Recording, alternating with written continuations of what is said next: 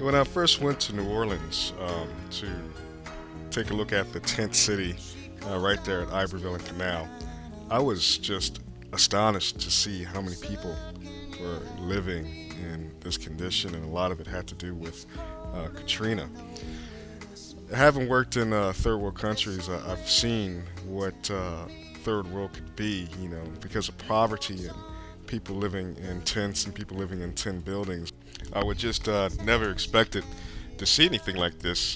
Just 45 minutes from where I live, 45 minutes outside of Hammond, Louisiana, and it was just really disheartening to see, so many people living under a bridge with no food, no shelter, and nowhere to go.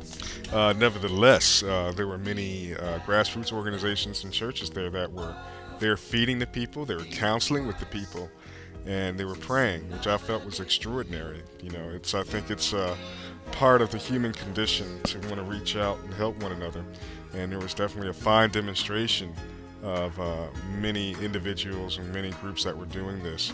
I think daily, there's people out there trying to do something about the problem, but the problem apparently isn't going to solve itself.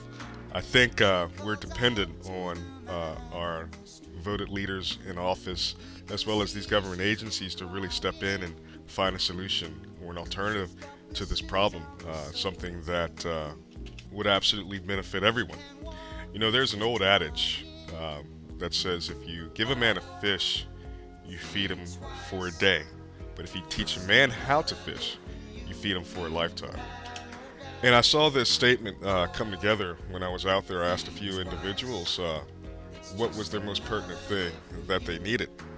And I would say a good 95% of the individuals that I spoke with told me jobs. Collectively, actually, they told me jobs. And I asked them why was this their most pertinent thing, above food and shelter. It was because so they can sustain themselves. You can give a person food to eat, and you can give a person shelter. But if you give them the jobs, they can sustain these things and be a viable part of society. And this is the great thing about this organization and why I started this organization, because it brings awareness to the many social issues that we have in and around America. They say a picture says 1,000 words, and I intend to say 12,000 with regard to the individuals that are living in New Orleans without homes to no fault of their own. They just simply need a break to help them get started and begin again.